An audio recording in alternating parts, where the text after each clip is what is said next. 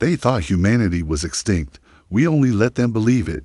The whisper echoed through the chamber of stars like a curse rediscovered. Beneath the flickering debris field of Omega Reach, among the husks of dead vessels and the radio-silent tombs of orbital colonies, the last Terran cruiser stirred, black as void, silent as regret. Her name was Valkyrian. Her heart still burned inside her armored hull. Commander Idris Harlan stood with a weathered gaze fixed on a holographic remnants of Earth's last known signal.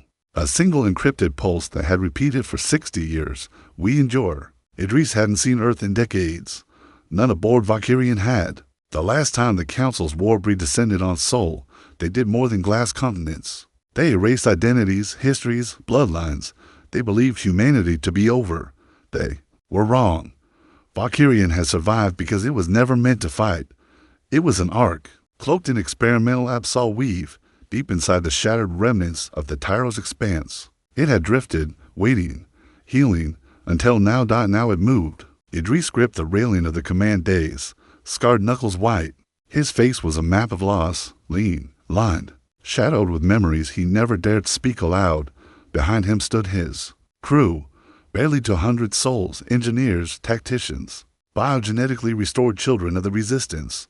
Not one of them unscarred. Not one of them without cause. To the galaxy, they were ghosts. To each other, they were all that remained. Status. On the relay intercept, Idris asked, his voice low but absolute. Alara Khan, the ship's lead intelligence synth, once a data harvester of the Council, now their most dangerous traitor, turned toward him. Her eyes shimmered with blue latticework, alien and human, both. Council Beacon 776 has initiated a summit-wide priority signal. Location, Vesca Prime. Attendance, full quorum. It's their 10,000th cycle anniversary. Idris exhaled slowly, a celebration, he muttered, while Earth still bleeds ash into the void. A quiet tension filled the bridge. No one moved. No one spoke. Then Idris lifted his gaze to the star map above them. The galaxy bloomed before him. Millions of systems under Council control. 6 to 7 species govern the stars now. 6 to 7 who watched Sol burn and looked away. Course to Vesca Prime, he said coldly. We arrive unannounced. Gasps echoed. Ken hesitated. Commander, that's the heart of the galaxy's power. 60 species, thousands of fleet assets. If we're not going to fight them, Alara. Idris's voice dropped, heavy with meaning. We're going to remind them. She understood, and that was worse. Council chamber. Vesca Prime to 12 days later it was a hall the size of cities. The Grand Spiral was the political crown of the known galaxy, and today is shone with banners of peace, unity, and dominance. The emissary of the Vok, Chancellor Rakul, stood at the center, arms outstretched before the quorum. For 10,000 cycles, the Council has protected balance. He thundered, from the flame wars of the Threx to the silencing of the death worlds. Even humanity, in its chaos, met its rightful end. The hall shuddered, not from applause, from something else. A pulse, deep, ancient, wrong. At once. Every data feed stuttered. Security grids blinked red, orbiting defense platforms. Went dark. Static filled all COMMS. In high orbit above Vesca Prime, something tore itself from cloak. Like a beast rising from the pit, a single Terran ship. Midnight black. No markings, no transponder.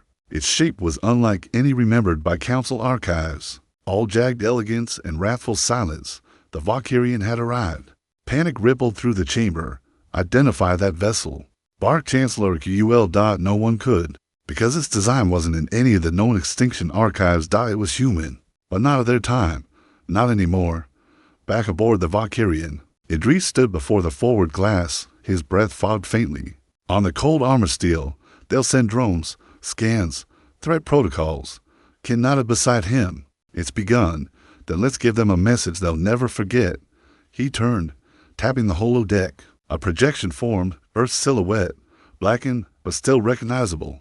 He stared at it, not with grief, but promise. We're not extinct, Idris said. We evolved. Asterisk, the Valkyrian floated like a ghost in Vesca orbit, silent, unmoving. Defiant. In the chamber below, the Galactic Council erupted into chaos. No race can enter Vesca Prime without clearance, shouted the Shrek envoy, its wings shivering in panic. That vessel carries no known sigil, no diplomacy codex, Chancellor Rakul's gaze was locked on the massive display. Watching the Terran ship slowly rotate, it bore no weapons ports, no shields raised. Yet every instinct in his reptilian blood screamed danger. Terrans were eradicated, he whispered. This must be a deception, a remnant scavenger. Perhaps then a message came through. No language barrier, no translation needed. It was spoken in perfect High Council standard, laced with something worse than threats, memory. We do not come for war. We come to speak, on behalf of the forgotten, on behalf of Earth. A silence more terrifying than weaponry fell across the council. Rakul turned to the chamber's diplomatic command. Shut them out. All frequencies. Prepare planetary defenses. Nothing human survives this sky. Above, aboard the Valkyrian. Idris watched the scrambled orbital platforms adjust course. Their solar sails flared, feeding energy to beam capacitors. Drone clouds surged like swarms of mechanized wasps. Elara, Idris said, his voice unwavering. Show them who we are. Ken's hands moved across the interface. The ship's veil shimmered and dropped. The Valkyrian's true form emerged, not a warship, but a graveyard. Carved into her hull were the names of every Terran colony erased. 1,000,000 etchings, scorched into onyx steel, each name pulsed faintly with internal light, not in mourning, but memory. Then, like an echo returning from the grave, the ship released a signal. It wasn't a weapon. It was a recording. Across Vesker space. It played images, sounds, history, humanity's final days, cities burning, children hidden in cryo chambers, fleet captains giving final orders, refugees sealed into hollowed-out asteroids. The last desperate message from Earth's council. To the stars we gave peace, to the void we gave wonder, and in return they gave us silence. Let memory be our vengeance. Rakul's fist crashed down. Enough. In the outer rings, council forces finally moved. Dread ships of the Vok Empire surged into formation. Hunter kites of the Ulari launched from solar slings. I-controlled interceptors, drones without empathy, raced toward the intruder. Ken's voice was cool, calculating. Incoming hostiles. 37 capital signatures, multiple strike, formations, orbital defenses fully active. No warning. They're coming to silence us. Let them try. Idris said, his eyes dark. Activate dust protocol. With a whisper, Valkyrian shimmered again. Not cloaked, not shielded, but reactive. Her armor drank light. Energy weapons grazed past her skin as if the laws of physics had been rewritten. A Vok dread ship fired a full plasma lance directly. Into the hull. The lance split. Scattered. Failed. Aboard the attacker. Silence, followed by panic. Idris turned toward his crew. That wasn't a shield. It was memory weave. Valara nodded. Built from the minds of the fallen. Tech they never understood, only feared. Good, Idris whispered. Let them fear. But fear alone wouldn't hold the council back. In a sealed chamber deep beneath the grand spiral, the emergency high quorum convened. Rakul stood before the oldest of them, the pale seer of the Lithari, whose kind remembered stars before language. They have returned, Rakul said. Bitterly, the Terrans, we must strike with full force. The seer did not move. Her eyes were veiled in membrane, her voice like dust on glass. No, she rasped. You remember their destruction. I remember their rise. Rakul bristled. They are a death-world species, savage, undisciplined. They are not what they were. You killed what they were. Then what are they now? The seer turned slowly. They are what remains. Above. Idris studied the enemy movements. They're not retreating. He murmured. They're hesitating. That means they remember. Somewhere in their bones. They remember Earth's fire. Ken leaned forward. We won't survive a full engagement. Even with memory weave. Even with dust protocol. This is the heart of the galaxy. Idris stepped toward the comm station. We're not here to win a battle. He tapped a code into the panel. An ancient encryption that hadn't been used in over 70 years. We're here to wake the others. Ken's eyes widened. You're activating the Terran beacon? He nodded once. If they think humanity is a ghost, let's show them what happens when the dead start walking. Far beyond Vesker, in the ruined sectors of Karen Verge and the dark clouds of the Tarsus Rift. Ancient relays flickered to life. Old Terran signals ignited. And across the galaxy. In hidden bunkers, sleeper ships, and long-dead colonies, something answered. Not a voice, a pulse. One beat. Then another. Then thousands. The human heartbeat. Across the stars, The pulse awakened sleepers not born of flesh, but forged in defiance. In the ice-veiled underlayers of Lazarus 9, an exo-mining colony thought destroyed during the purge. Engines stirred, cryo-chambers hissed open, revealing men and women with Terran crests burned into their skin. Survivors, engineers, soldiers, some barely remembered their names. In the sunless belt of Ravelkesh, 3 asteroid fragments split apart, revealing buried fleet hulls sealed since the fall. Humanity's last mobile Drydics, and in them, ships. Silent, patient, ready, aboard Valkyrian. Idris watched the subspace return feeds ignite with dots, red, then gold. Ken leaned over the sensor readouts, her voice catching for the first time in years. 73 ghost cells, responding. No, more. 100, and climbing. They're coming online. Idris didn't answer at first. His fingers traced the edge of the hologram, a spiraling dance of red systems blinking into light. He exhaled. We were never alone. Back on Vesker Prime, panic was giving way to denial. Chancellor Rockhull stood over the central council table, claws tapping in frustration as the data feeds refused to stabilize. They're activating a relic network, he snarled. A dead species shouldn't have a deadman switch, not a switch, replied the Lithoreseer calmly. A promise. Rockhull snapped around. Enough of your riddles. They're one ship. But even as he said it, the projection behind him shifted again. One ship, then 3, then 27, then hundreds, faint at first, across vast, disjointed distances, but moving. Toward Vesker, the Terran Grey Fleet had begun to stir. On board Valkyrian, Alara Ken adjusted the signal amplitude, routing their beacon into ancient resistance channels. The old relay buoys held, she said, astonished. They're still there, still relaying the call. Idris's voice was low, because those who planted them knew we'd need them, knew this day would come. A junior officer, Van Rourke, barely 20, born inside the hull of Valkyrian, turned from the comms. Sir, one of the cells is broadcasting a counter message. Sector Alien Drift. It's not council, it's human. Idris frowned. Patch it in. The transmission crackled, and then a voice cut through, older, hoarse, laced with gravel and steel. To any Terran vessels, this is Marshal Aleavos of the Iron Remnant. You're not alone. We've waited long enough. Let the stars know. The bloodline endures. Ken's eyes widened. Aleavos, that name is in the registry. She led the final defense at Europa's Flame. She was reported dead. Looked like reports were exaggerated, Idris murmured. Send coordinates. Tell her, we're not here to win a war. We're here to rewrite the ending. Beyond the council's reach, sparks of defiance began to ripple. In the skies of Tarnvoller, where the council had replaced native populations with compliant AI colonies, strange interference began shutting down the grid. Binary codes rewritten from deep within, human-coded viruses, decades old, but perfectly aimed. In council-controlled education networks, Terran history archives, once scrubbed from all systems, began to reappear. Images of Earth, footage of early exploration, speeches from forgotten leaders. A single phrase began repeating across thousands of networks. We remember what you did. The council's desperation turned to action. Within hours, they dispatched a white fleet, 200 dreadnoughts escorted by hunter-kite flocks, hyperspeared toward the edges of known space. Their target, Lazarus 9, the first reactivated site. They never made it dot as they passed the Morn threshold. A single Terran corvette, the Black Ember, dropped from dark space directly inside their formation. It was a suicide run, but it wasn't suicide. It was sacrifice. The Black Ember's last log transmitted a single message. This is for Sol, for the children buried under Martian ice, for the names you wiped. We were never dead. We were just silent. Then it detonated, unleashing a prototype singularity core. 17 dreadnoughts vanished in a blink dot, the rest scattered in disarray. On Valkyrian's bridge, Ken turned slowly from the display. They died to send a message. Idris stared into the void, and the galaxy heard it.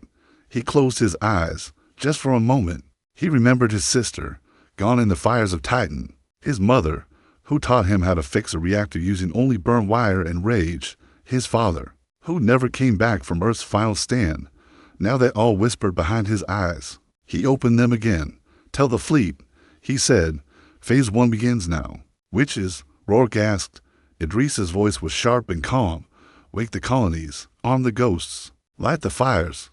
In the deep dark, beyond all mapped stars, where humanity once placed its last hopes. In cryo coffins and data cores buried in stone, something old began to breathe again. No fanfare, no empire, just scattered remnants of a species that refused to die quietly. The galaxy watched, and it began to fear, because this wasn't the Terran race they destroyed. This was something worse, this was the generation that survived it. They tried to contain the fire, but fire doesn't reason, it spreads, it devours, and now, across a dozen systems, the sparks of human resurgence were no longer whispers in the dark. They were roaring infernos lighting up star maps that had long forgotten the name Terran inside the Council's military command. Panic veiled as protocol. Admiral Voresh of the Ulari Swarm Fleet, a creature with 8 eyes and no concept of failure, leaned over the starfield projection. They've reactivated 14 dead systems. We've lost contact with Council outposts. In the Ceres Strip, the Kalen Verge, and Sigma 2. Resistance cells are using asteroid belts for cover. They strike. They vanish. They're ghosts. Rakole's voice was hollow. No, they're humans. They were extinct. Worse, the Lithricier murmured, seated in the shadows. They were forgotten, and nothing hungers more than the forgotten. Aboard the Valkyrian, the bridge was now alive with movement. No longer a tomb, but a command center of something vast, growing, and far beyond Council comprehension. New pings echoed across the console. Ken turned, astonished. We've just received confirmation. 16 other Terran vessels, scattered across abandoned sectors. Half were thought destroyed. Rourke stared at the readout. They've all pledged under the Grey Fleet banner. Idris stepped forward. Slowly, his presence anchoring the room. That we move. We strike before the Council adapts. Hit their memory vaults. Their truth suppressors. They rewrote our history. It's time we shatter theirs. But what about retaliation? Ken asked. They'll retaliate hard this time. Not just Vesker. They'll burn planets again. They already burned ours, Idris said, his voice cold. This time, they'll burn their own illusions. The first strike came at Alistor, a Council archive moon orbiting a gas giant. It stored over 20,000 cycles of authorized history, rewritten, redacted, sterilized. A single Terran stealth corvette, Dustchild, breached its defenses undetected. They didn't destroy the vault. They unlocked it. Within hours, all over the galaxy, the truth spread. Footage of the burning of Earth, of Council leaders authorizing bioplague drops on Terran farms, images of children caged in research facilities, cities suffocating under chemical clouds while the Council celebrated pacification. The Council's greatest weapon, control of memory, cracked. Worlds began to question. Then, some began to refuse. And when the Vok Empire tried to silence dissent on one such world, Haven Thou, a group of Council citizens rose in protest. They carried a banner no one had seen in generations, not of their species, but one scrawled with defiance, "We remember Earth." The retaliation came swift. For planets suspected of harboring Terran, sympathizers were turned into chemical test beds. Civilian shuttles were blasted mid-orbit. Council agents began assassinating former allies suspected of wavering loyalty. Idris watched the images in silence. Rage simmered under the stillness. Rourke slammed his fist into the console. They're slaughtering innocents. They always did, Idris said. This time, the galaxy's watching. Ken looked away. They're afraid. Good. Idris whispered. Let them make mistakes. But not all mistakes were made by the Council. The strike on the forged moons of Delacar, the galaxy's largest weapons depot, failed. Terran ships arrived late. The resistance cell already there had been discovered and slaughtered before backup landed. When the Iron Wraith dropped from dark space, they found only ruins and corpses, children among them. Among the dead, Kellenmar, age 9, last living, member of the Orion Reclamation Cell. She died holding a broken Terran flag. Ken wept silently. Rourke punched the wall until his knuckles broke, and Idris, he didn't speak for a long time. When he finally did, his voice was like winter. Mark her name into the hull. They engraved it beneath the bridge viewport. Kellenmar, for the future she never saw, and that day. The fire spread further. Meanwhile, within the Council's inner core, fracture lines formed. Some species demanded diplomacy, not out of mercy, but fear. Others wanted annihilation, even if it meant turning dozens of systems into graveyards. The seer said nothing, but watched, because she had seen this before, not in visions, but in history. a death world species, burned to near extinction, driven underground, scattered and broken, returns not with fleets of conquest, but with the names of the dead carved into hulls. That is not war. That is memory given form. That is vengeance with a pulse. And the stars themselves seem to shudder. On the Valkyrian, the crew assemble.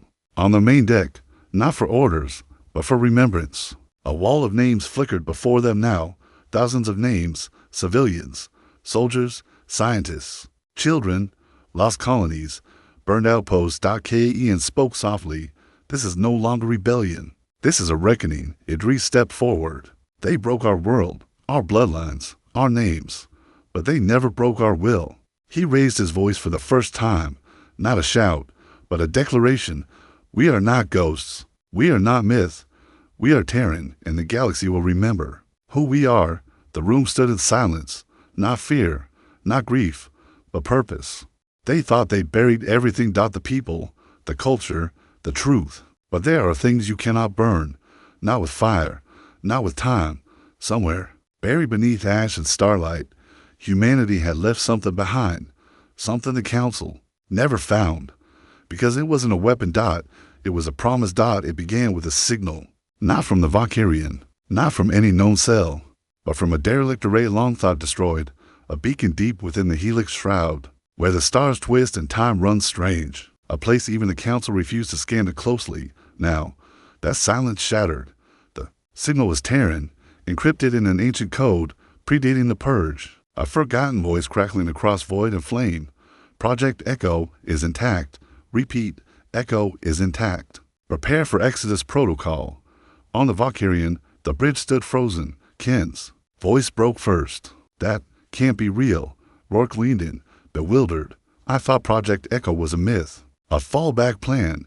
If Earth fell, Idris didn't speak. He was already moving toward the terminal, toward the map, toward something he'd buried in his memory, not because he forgot, but because he couldn't believe it ever existed.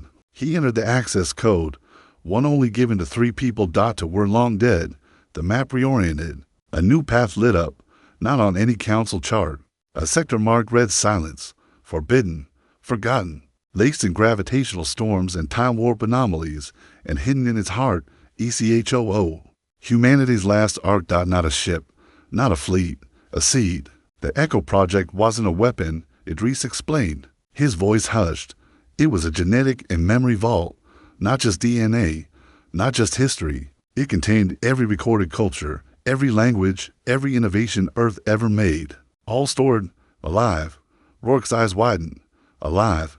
Ken understood. Synthetic consciousness, biologically interfaced data cores, memory-laced neural strands. It's more than that, Idris said. If Echo's still functioning, it can do more than preserve who we were. It can rebuild us. Every voice, every song, every soul. He turned toward them. If the Council erased our story, then Echo is the pen to rewrite it. But they weren't the only ones who received the signal. Far across the stars, the Lithari Seer's membrane-laced eyes snapped open. The flame remembers itself, she whispered. Rakul stood behind her, fuming. What now? They've found something, she said. Something older than your fear. Something you tried to bury beneath rubble and silence. She turned slowly. You should not have left the heart beating. Within hours, the Council assembled a priority annihilation fleet. It wasn't just a response. It was an exorcism. 1,000,000 tons of firepower launched from 10 allied systems, all bound for one coordinate, red silence. Their objective, destroy whatever had awakened. On the Valkyrian, preparations were already underway. IDRIS stood at the forward viewport, eyes fixed on the swirl of oncoming dark space distortions. The enemy was coming. 1,000 ships. No hesitation. We won't survive this alone, Ken said.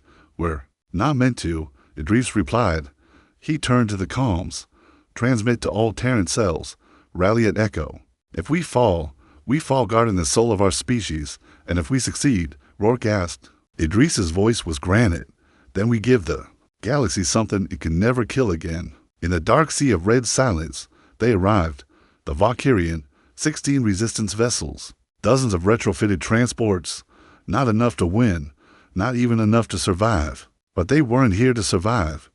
They were here to protect the flame. And then, From the storm of iron clouds ahead, something emerged. Not a ship, not a fleet, a structure vast beyond understanding, spanning a third of a moon's orbit, blacker than space, covered in glyphs from thousands of human cultures: Hindi, Nahuatl, Arabic, Cyrillic, Swahili, Latin, Old Mandarin, tribal paint strokes, and dead Martian dialects.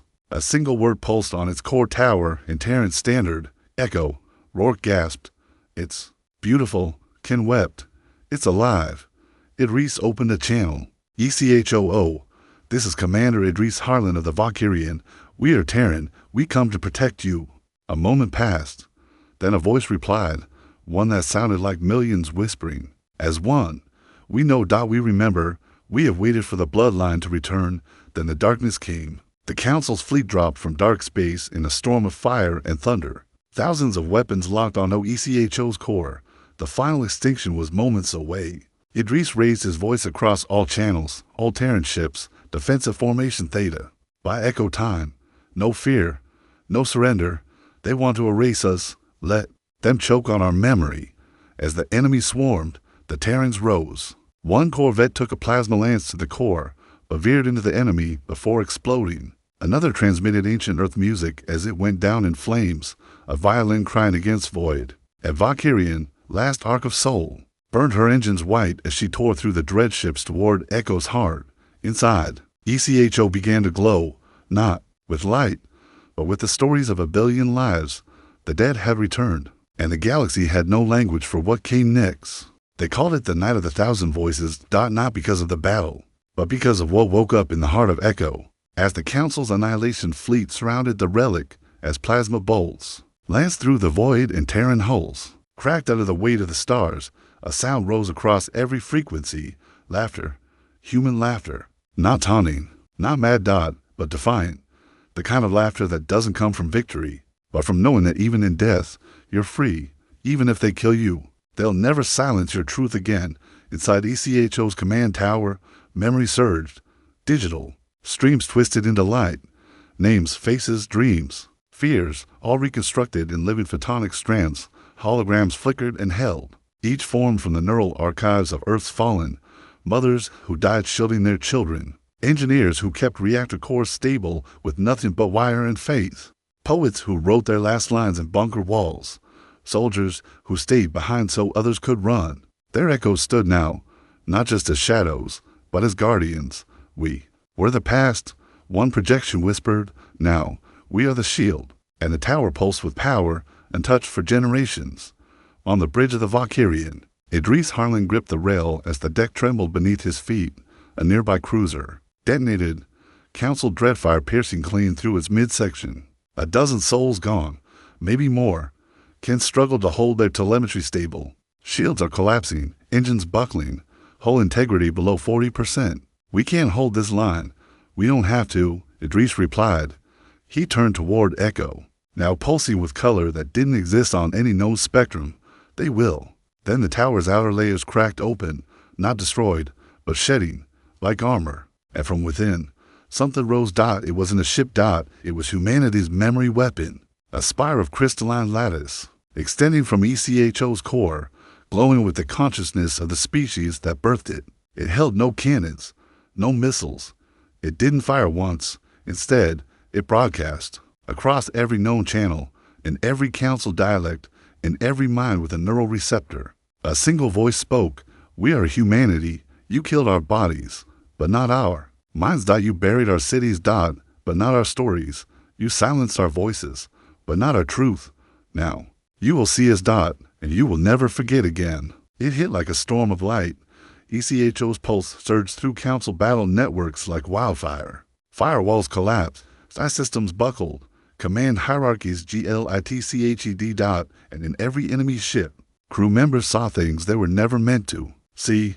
A boy crying as he watches Earth's moon fracture. A woman holding a photograph of a family long dead. The sound of music played inside a crumbling Martian chapel. A man laughing, bleeding, fighting, refusing to die. Not just data. Emotion. Raw. Unfiltered, human grief. And behind it, something worse. Human love. On the dreadnought Kezar Varn, Admiral Vorash shrieked as her sensors lit up with faces of Terrans smiling. before their cities were vaporized, on the swarm ship Tholengast. Its AI killed itself to escape the endless loop of lullabies from Earth it could no longer. Delete. On Vesker Prime itself, diplomats collapsed in council chambers. Screaming as ancient Terran poetry overran their mind links, the fleet began to fracture. They weren't being destroyed physically, they were being undone psychologically, not by weapons, but by remembrance. Aboard the Valkyrian, Rourke staggered. From the smoke, clutching a shattered panel, "We've lost 3 more ships, Commander." Idris nodded, face grim. "How many left?" Ken's voice came, soft. 9. Holding steady. He stared out at the maelstrom, council vessels turning on each other, others fleeing, some still firing wildly into the light, and yet Echo stood untouched. Idris exhaled slowly. Broadcast opened frequency. Ken hesitated. To who? To everyone. She nodded. The channel opened. Across the galaxy. And Idris Harlan spoke, not as a soldier, not as a ghost, but as humanity. "You tried to erase us. You shattered our cities and called it peace. You turned your backs as we burned, and still, we did not die. We planted ourselves in the dark. And now, we bloom." Inside the spire, the Echo Core prepared the final phase. Not annihilation, revelation.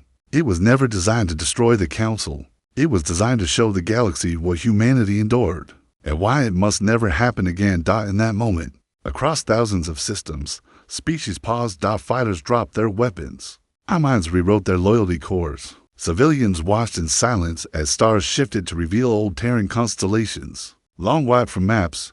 Even children, born centuries after Earth's fall, wept at music they'd never heard but somehow remembered. And deep within her bridge, Ken whispered, "They're not ready." Idris nodded once. They never were. The war didn't end with a bang. It ended with a memory. And memories are harder to kill than fleets. From the edge of the red silence, Echo pulsed one final time. This wasn't data. This wasn't sound. It was everything, a full psychic imprint, transmitted across the galactic lattice, bypassing systems, languages, and encryption. It hit like lightning in every species' mind. Soldiers, citizens, diplomats, children. They didn't just see what humanity endured, they felt it. A Terran mother's heartbeat as she sang to her newborn while orbital bombardment began. A dying captain, sealing her crew in cryopods before taking the last breath herself. The ash, the light, the silence, the hunger, the will to go on when nothing should, across billions of minds. The light cracked. In Vesker Prime's council tower, panic turned to paralysis. Chancellor Rockwell stared at the trembling air around him. Images, flickering, not on screens, but in his mind. No defenses worked. No shields could block it. He grabbed the table's edge, claws scraping metal. Cut the signal. There is no signal.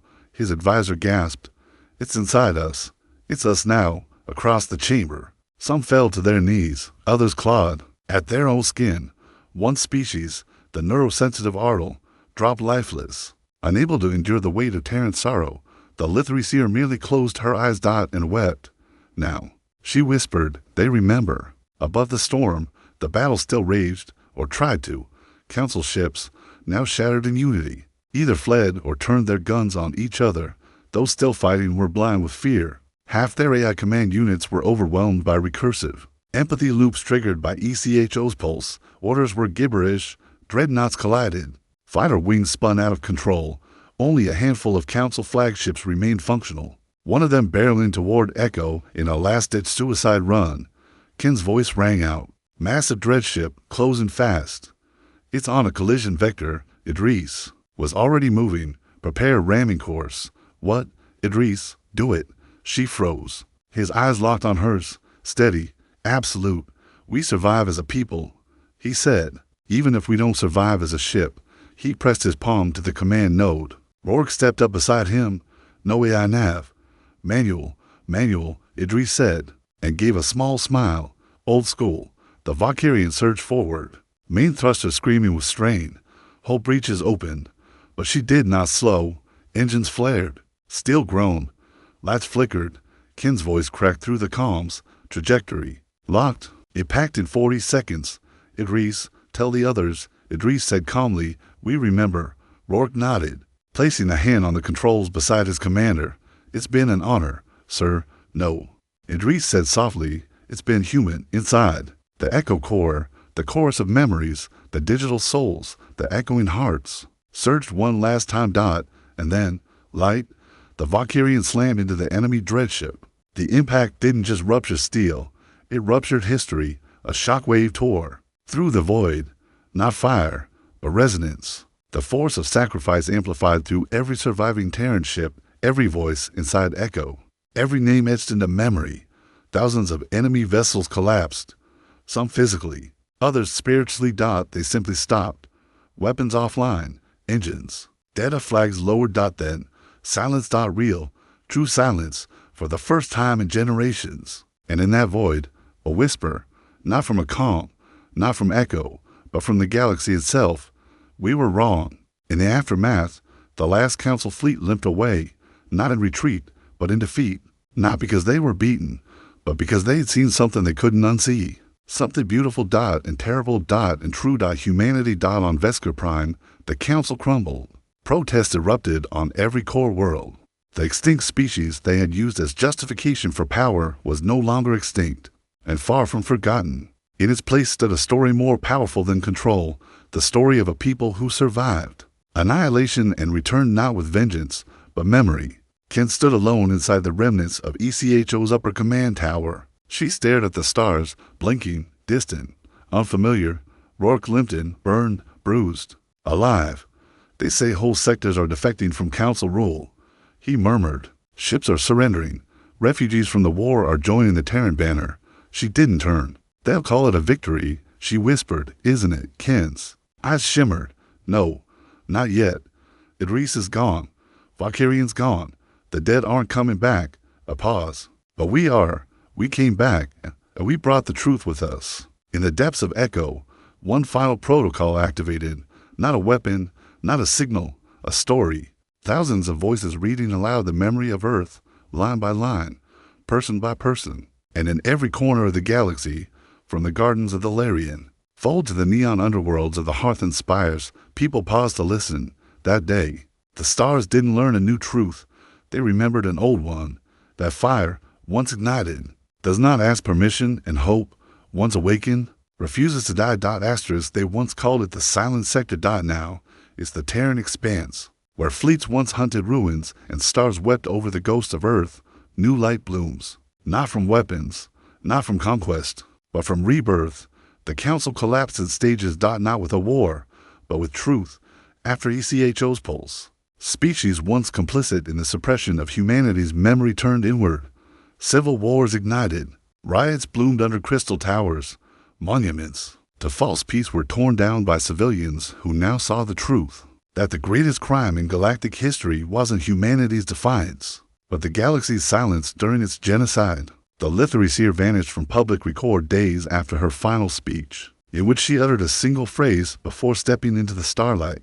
They deserved extinction, but not theirs, ours. The Chancellor of Vesker was deposed shortly after, his trial broadcast across 50 systems. When shown the Echo footage again, he covered his face and whispered, I thought they were just humans. In the ruins of red silence, Echo stands whole, not as a relic, but as the heart of a new beginning. The Echo Accord, signed by 116 species, declared Terran space sovereign, free, and protected by mutual memory law. No one may alter or suppress. Erases history again, not now, not ever. And at the center of the expanse, a new capital rose. Not a city, a memorial. Soul stand. Built in the image of Earth's vanished continents. Floating platforms shaped like Eurasia, Africa, the Americas, and the islands lost in ash. Surrounded by Terran vessels restored from wreckage and legend. And beneath it all, engraved in quantum forged steel, we speak for the dead. We live for the children. We remember for everyone. Alara Ken walks its halls now, no longer a soldier, a teacher. Each week, she reads a different name from the wall of silence. Minus 118 million etched souls. She speaks them aloud, so they're never lost again. Children from 50 worlds sit in her class. Not just human, Lithari, Euleri, even Artel descendants of those who once turned away. They listen with wide eyes as she tells the story of Idris Harlan. How he flew the Valkyrian into the mouth of death so the galaxy could live with its truth. At the end, one small girl, skin pale green, for delicate arms, raises her hand. Teacher, Were the humans angry at everyone? Ken kneels, smiles gently. No, only at forgetting. Rourke lives too. His leg is half machine now. His laugh, louder. He commands the New Dawn, a diplomatic cruiser built from Terran alloy and gifted by the Sulduri Union. Its mission isn't war. It's witness, wherever a new injustice rises. New Dawn goes, bearing stories, songs, and warnings. Some listen, some resist, but none forget, because no empire, no dominion, no lie can stand long against a people who refuse to be silenced again. An echo? It keeps growing. Not just from Terran input, but from others. The Vaskari now upload the names of their political prisoners. The Thaleri add poems once banned for emotional volatility. The Artel offer their own lullabies, saying they finally understand them. The galaxy changed, not because humans were the strongest, but because they were the most human, and that was something no species had ever prepared for. Some still call it a miracle. Others, a reckoning. But the children of Earth, born of fire, loss, silence, and grit, simply call it what it always was. Coming home. And high above Soul Stand, there's a statue 20 stories high. It depicts no single person, just a child holding a cracked Earth globe in one hand and planting a Terran flag in the soil of a new world with the other. Beneath it, carved into every known language, you erased our world, but we built another, and this time, we're the ones watching, because history is a blade, and this time, humanity is holding the pen. That day, the galaxy learned what it means to be human, and it has never forgotten since.